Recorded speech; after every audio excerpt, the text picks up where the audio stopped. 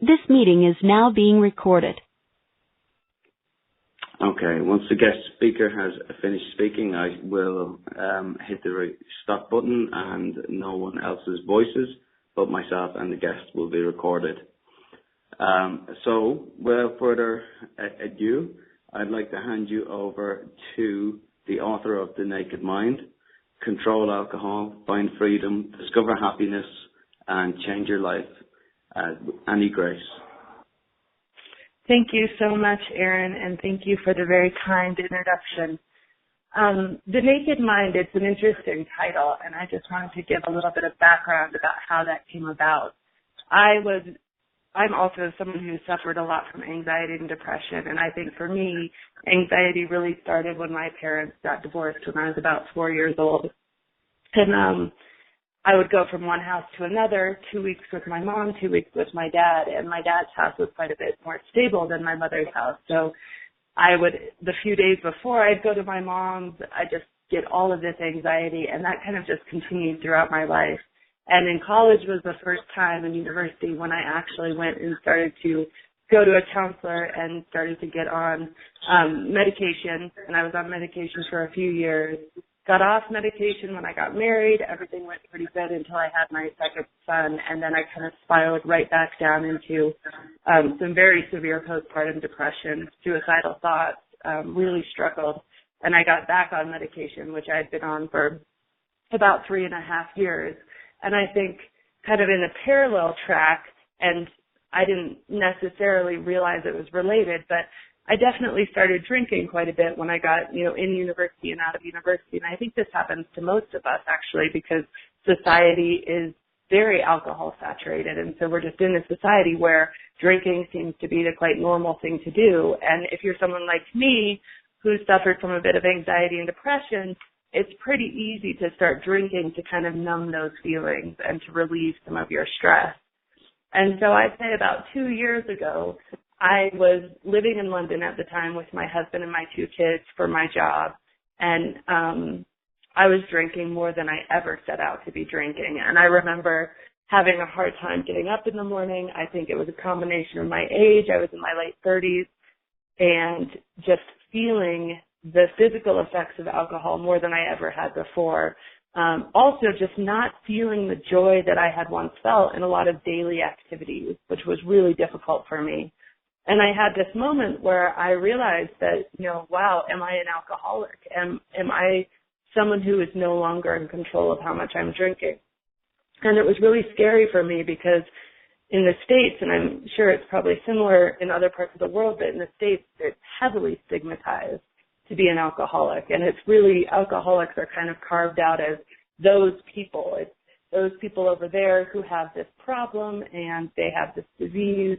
And, it almost encourages us not to question whether we are drinking too much until we're so far down the track because we're so afraid of even that question. It's not a question that happens in common conversation.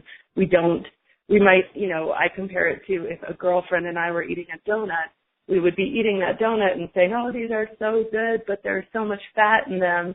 Whereas, nobody sits there and has a glass of liquor or wine and says, oh, I love this wine, but man, I do worry about the liver disease. I mean, that just doesn't happen. And so I think that we don't have a fair conversation about alcohol. So there I was feeling very afraid of the idea that I might be completely out of control with how much I was drinking. And also very unwilling to kind of submit myself to this life of deprivation. I felt that I had friends who went to AA, and while it was an amazing program, they definitely lived day to day. They lived in a sense of missing out, so to speak. And that's my personal experience with my friends. Absolutely nothing against the program because I do think it's a phenomenal program. But yeah, I didn't want that in my life. And so what I did is I was simultaneously under some care of a bunch of doctors for back pain. And my back pain had been just crippling and chronic, and it started with an injury, but it wouldn't go away. And I had gone to acupuncturists, I had gone to therapists, I had been on, muscle relaxants, all sorts of things, and I couldn't get it gone away. And somebody recommended a book to me that was called Healing Back Pain by Dr. John Sarno. And in this book, Dr. Sarno says, in the very beginning of the book, he goes, look, you have your unconscious mind and you have your conscious mind. And your unconscious mind, it doesn't think in language. So it's often, but it is really in charge of your desires. It's in charge of how you feel about things. If you want something, if you fall in love, that's not a conscious decision. You don't choose to fall in love. It's something that happens to you. If you're in a really good mood, that's not a conscious decision. I mean, I don't think anxiety is obviously a conscious decision. If it was, you could consciously reverse it. And so he says, these things are very, very powerful in your life.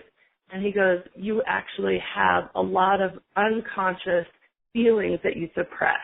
So if you think of it as a father and he has his small child and the child's screaming and he's a new dad and he can't get this baby to stop screaming, he obviously is going to feel a lot of frustration. But those feelings aren't feelings that we consciously allow ourselves to have. We can't feel anger towards a helpless baby and simultaneously feel as though we're good people.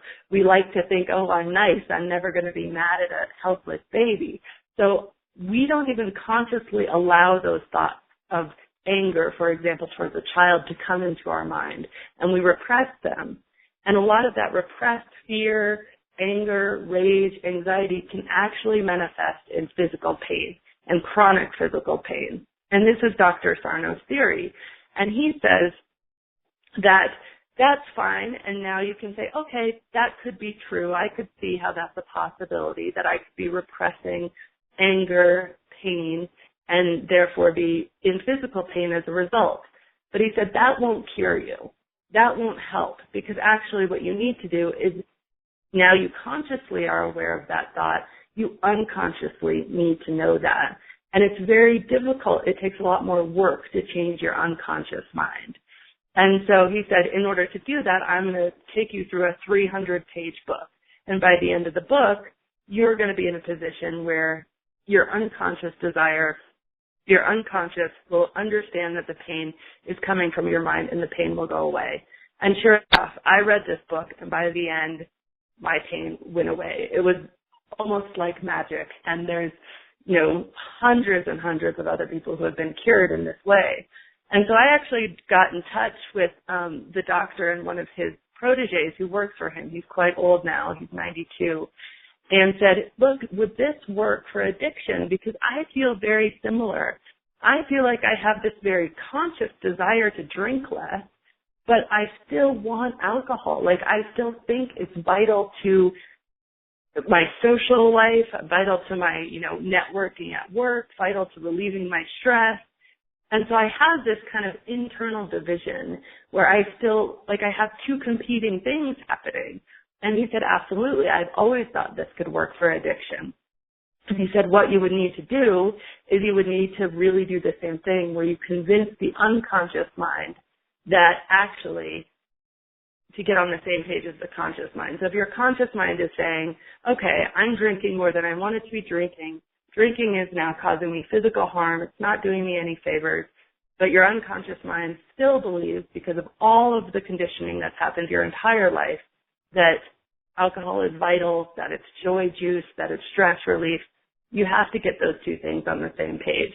And then through a friend of his, I was recommended, as Aaron said, to Alan Carr's work, who I think Alan actually does this through some of his books, because he does speak, although he doesn't say as much, to the unconscious mind to really get the unconscious to see the truth about smoking and alcohol, etc. So I sort of combined a lot of those things, and now what I've produced is a book that takes you through this journey of reconditioning your unconscious in order to not desire alcohol. So if your choice is that you no longer want to be drinking, by the end of the book, you won't want to drink. And how that works is interesting.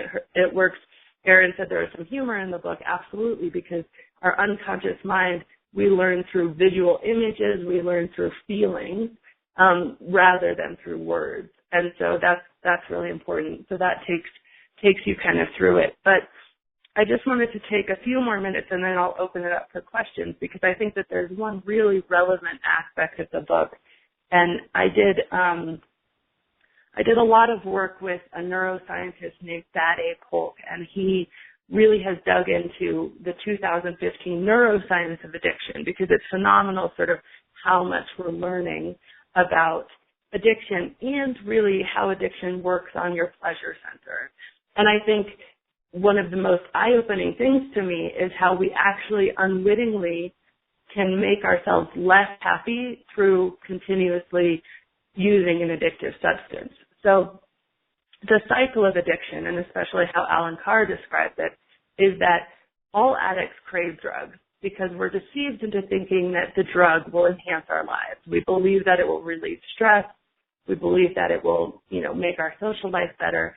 So we crave it. But what really happens is by taking the drug, you actually create a need for the drug. So this is obviously really easy to see with cigarettes. So as a cigarette, you smoke it, about an hour later, the nicotine starts to leave your body, or even sooner, and that nicotine leaving your body creates this sense of uneasiness, anxiety, just something not quite feeling right, and another cigarette will relieve that.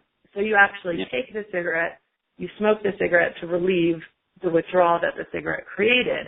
And Alan says that actually we live our entire addicted lives in a state of withdrawal. And nicotine, it acts really quickly. So it happens almost immediately that you start to crave that next cigarette. And this leads to chain smoking, and it leads to panic when a smoker can't have cigarettes. I've heard people say they swim the English Channel to get a pack of cigarettes. Alcohol, on the other hand, it's interesting, and we look at it differently, because alcohol takes between 72 and 240 hours, that's 10 days, to leave your body. So it can take days to recover from that low of drinking. And you start to just regard those lows as sort of normal. And what happens with the lows is that alcohol and any addictive drug, it overstimulates your pleasure center, which is your nucleus accumbens. So your nucleus accumbens, which is part of your pleasure circuit in your brain, it gets stimulated by all sorts of great things. So reading a book, falling in love, having sex, a great meal, all of these things stimulate your pleasure center. Now, addictive drugs, what makes them addictive is that they overstimulate your pleasure center. They give you more of a response in that part of your brain. And that sounds great on the surface, because you think, oh, great, there's something that I can consume that's going to make me feel a increased amount of pleasure. The truth is that your body is always trying to maintain balance. It's always trying to maintain homeostasis, and especially in your brain. And just as you couldn't live your life in a complete feeling of euphoria of being in love, those feelings need to go away, because your brain needs to be able to maintain homeostasis. And so what happens is that when the alcohol overstimulates the pleasure center, your brain actually releases a chemical called dynorphin. And dynorphin counteracts the pleasure in this attempt to maintain homeostasis. And you probably are familiar with this phenomenon because it's known as tolerance. And so you need more alcohol to achieve the same amount of pleasure. And then guess what? Your brain releases more dynorphin. And then over time, what happens is that dynorphin not only dampens the effect of the alcohol, it also turns down the natural pleasure that you would get from everyday activities. So over chronic drinking and a long time, your body becomes used to the presence of alcohol in such a way that you ultimately, when you've been drinking for years and years and very heavily, alcoholics need alcohol just to feel normal. And no matter how much you drink, you've actually turned down your ability to feel other things. So that's why you can't actually have a really good time without drinking, because your normal level of pleasure has been dampened and numbed over time by abusing that addictive substance. So I just thought that was really interesting, because I was on 2 antidepressants and taking Xanax for anxiety. And since I've stopped drinking, it's been about almost 2 years now, I've been able to get off all of those medications. And so now I'm really quite, happy. And yes, it takes work. I mean, I think I put a lot of time into mindfulness. I really try to slow down. I think I'm a very fast-paced person. So it was really easy to pour a glass of wine and be able to turn off my brain. That takes a lot more conscious thought now. I have to sit there and have a few deep breaths. I have to kind of relax at the end of the day. But I will say that it is a very nice place to be, not only to not be turning my pleasure center down with the alcohol, but also as a result to have leveled out my body and brain enough that my normal response to pleasure has returned, and I have been able to get off those antidepressants. And I will say, in addition to mindfulness, of course, we all know this already, but exercise has been key. My husband and I just joined a Taekwondo gym, and we're doing that twice a week. And, of course, that sort of natural endorphins has been absolutely vital for me in this journey to get off those three types of medication. So anyway, that is very happy to take questions and dig into any aspect of that anyone feels is relevant or would like to hear more about. That's absolutely fantastic. Thank you so much, firstly. I'm going to open the line shortly. However, I have taken some notes between. I've just taken a few notes that I just kind of like to raise, and there's a couple of quick questions. So I will begin with, firstly, you touched on anxiety manifesting itself into pain, and that's something I know all too well about, and anyone with anxiety will know that as well. I believe we actually discussed it recently, that when I had very, very bad anxiety, I ended up getting the same symptoms I had when I had meningitis when I was 4 years old. I came back, I showed all symptoms of it, except when they tested it, there was no symptoms at all.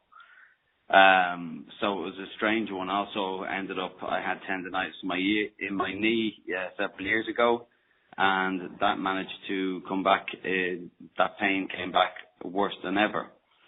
And it was only when I actually went and studied it, I realized that there wasn't actually any, that pain had gone.